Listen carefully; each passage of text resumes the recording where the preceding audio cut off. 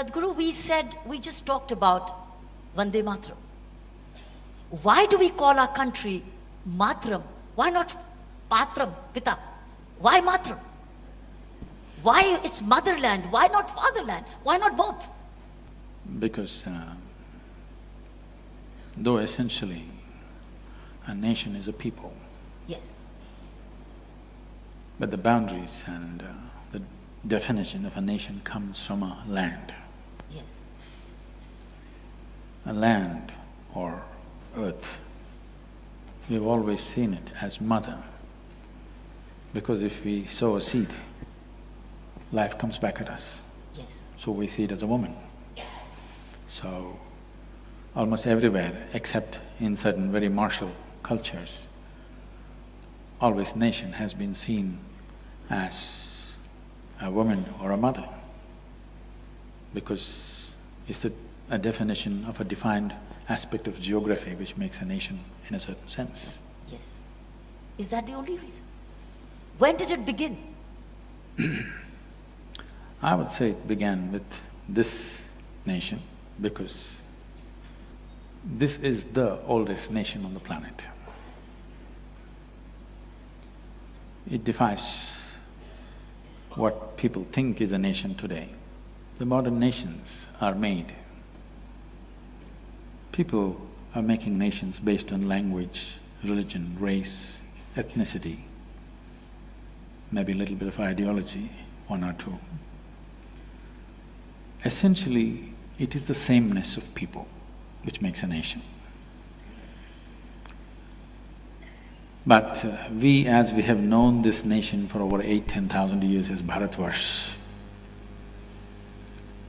we have never defiled ourselves with sameness. If you drive 50 kilometers, people look different, wear differently, eat differently, speak different languages, everything is different. So what makes this one nation? When the Europeans came here, they went about saying, this country that we have heard about, it doesn't exist.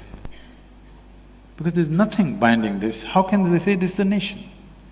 But for over 8–10,000 years, within this subcontinent and also in the remaining part of the known world of those days, everywhere people refer to this as one nation, though at some points we were over 200 political entities. Yes. So what is it that makes this nation? Yes. This is something the leadership in this country and the people of this country must really look at.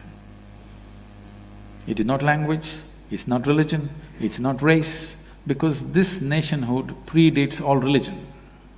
When there was no religion, there was this nation. We call this Hindustan.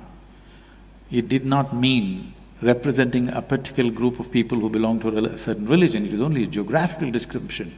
The land between Himalayas and the Indus Sarovar is Hindustan. It does not represent a particular religion. We never had a religion, we still don't have, we're struggling to compete with others, but we still don't have. Because this is not a religious identity, this is a geographical and cultural identity. But what kept us together for so long? No nation on the planet has stayed together for so long. It is essentially, if you look at it, we have always been a land of seekers versus people be… When we look for sameness, we try to become land of believers. People believe in one thing, so they come together. Here, we've been always a land of seekers, seekers of truth and liberation. In this seeking, we found oneness, because this seeking is not something that you invented, this is the nature of human intelligence. The nature of human intelligence will naturally want to know, realize and liberate itself. So this nation was built on that fundamental… You cannot even say it's built. At the same time, it has been managed on that fundamental that you are seekers. When you are a seeker, you are not aligned to any one particular thing. It is just that you are aligned to the life process within you, and that never goes wrong. Always, every life, it doesn't matter how badly you contaminate them with belief systems, with brainwashing and whatever you do, still An individual, once his survival is taken care of, he seeks to know, he wants to know what is the nature of his existence, what is everything around him. Whether you call it science or spiritual process or inquiry or quest, it doesn't matter what you call it. Essentially, human intelligence wants to know, wants to transcend its present limitations, wants to liberate itself from the fetters in which we're existing right now. So we built a nation on this longing, this seeking, and it cannot be destroyed as long as we keep this seeking alive. If we do not transform ourselves towards sameness, we will always be one. If you try to transform yourself towards belief and sameness, we will not be one. Then was that Bharata? Yes. Is India different? Has India changed and changed the Bharata? Was that Bharata? Bharat. Bharat. Bharat means Bharata. Bhava means sensation. Because your whole experience of life is sensory right now. What you see, what you hear, what you smell, what you taste, what you touch are different types of sensations. So sensation is the basis of your experience right now. This is the fundamental of your experience. Bha means sensation, out of which comes emotion. Right. Ra means raga, or the tune.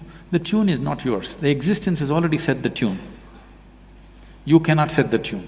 Now you have to just find the rhythm, which is the thala. If you find the right rhythm, you are a fantastic human being. If you miss the rhythm, you're crushed by the process of life. So we called this nation Bharata, and the first, or not necessarily the first, one of the great kings of the past was Bharata. People say the country is named after him. No, he is named after the country. There are so many Bharats and Bharatis in this country. Their country is not named after them. They are named after this nationhood. Did we make a mistake then in converting our name from Bharat through India? A serious mistake, because you need to understand this. Whenever somebody occupies a nation, any conquering forces, when they take over certain nations, first thing they will do is they'll change your name. This is the technology of dominance. This is the technology of enslaving. You must see, if you look at the African-American history, when African people were brought in, the first thing is, at the port, their names were changed. Whatever they had African names, they were taken away and some silly names will be given. That's what has been done to us. Thiruvananthapuram is Trivandrum, okay? Chennai is Madras. We don't know whether we're mad or we're rascals. Like this, India, what does it mean? It doesn't mean anything. So if I give you a meaningless name, you will become a meaningless, stupid person in front of me, because I have a meaningful name, I have a tradition, I have a culture, you have nothing. So in that context, we have become India. This is the first thing, because the concept of a nation must sink into everybody's mind. Yes.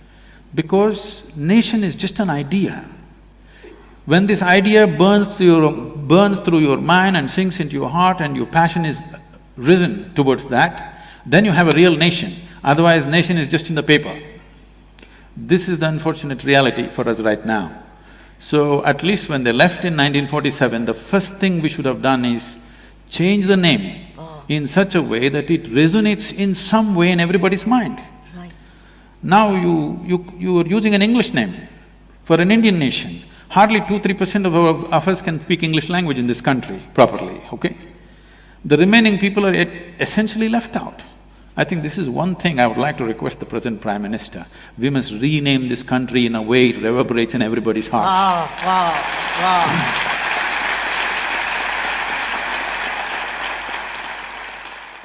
I know a whole lot of intellectual crowd will say, what is in a name? Yes. Okay, call yourself Tobu, call yourself Momo. People are doing that. Yes. I'm not saying… I'm not against anything. All I'm saying is, when you utter your name, you must understand there is sound. Whatever we utter is only a sound. The meaning is only a psychological thing, a social thing. Right now if I say Kiran, it's only a sound. The meaning is psychological and social. Leave the meaning of it. The sound is existential and it has a power. Bharat has power. This power has to reverberate through everybody's hearts in this country. And the idea of what it means to be an Indian, the fundamental concept, 5 things you must know about being an Indian. This must get across to every human being. Because if every human being who lives in this country, if his aspirations are not the same as the national aspiration, then you don't have a nation, you just have names. It is not just that the name will do everything.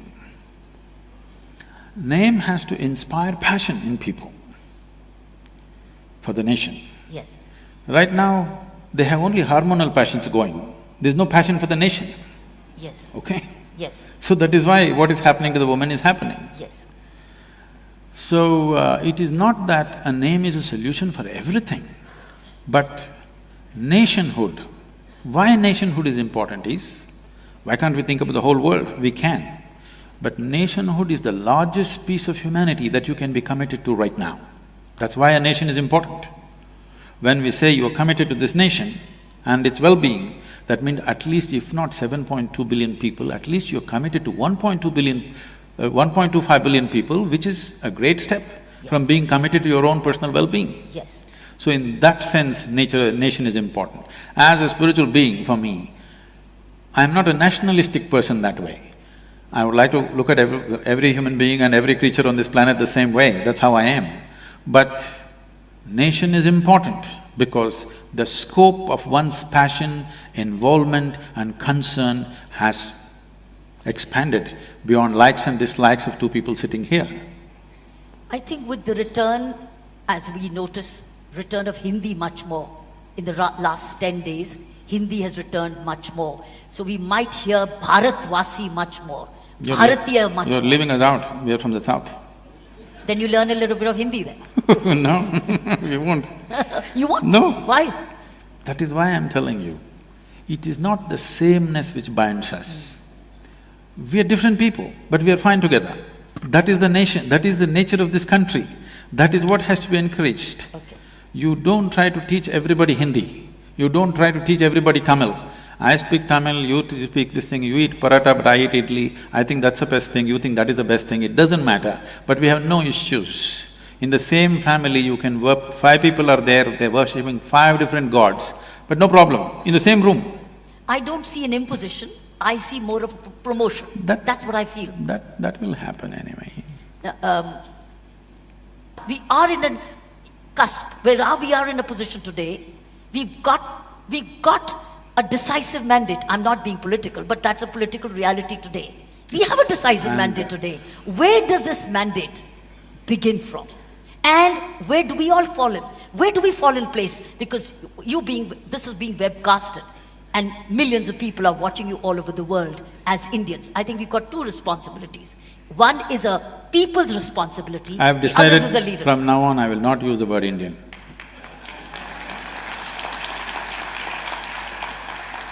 Why? Yeah, I would like to use the word Bharat. I told you, Hindi is coming in. I have started the moment… That's the Hindi name of India anyway. No, it is Hindustan. We also call it Hindustan. Yes, actually, Hindustan describes the geography, Bharat describes the culture. Right. I think a time has come Very nice. where our identity has to be cultural, because culture is inclusive. This is something we must understand. When his 7 sages who are now considered the celebrated Saptarishis of this country, you must understand this first of all. The greatness of this nation is in pursuit and accomplishment of spiritual dimensions. It is this spiritual thread which is holding the country together, this longing to know.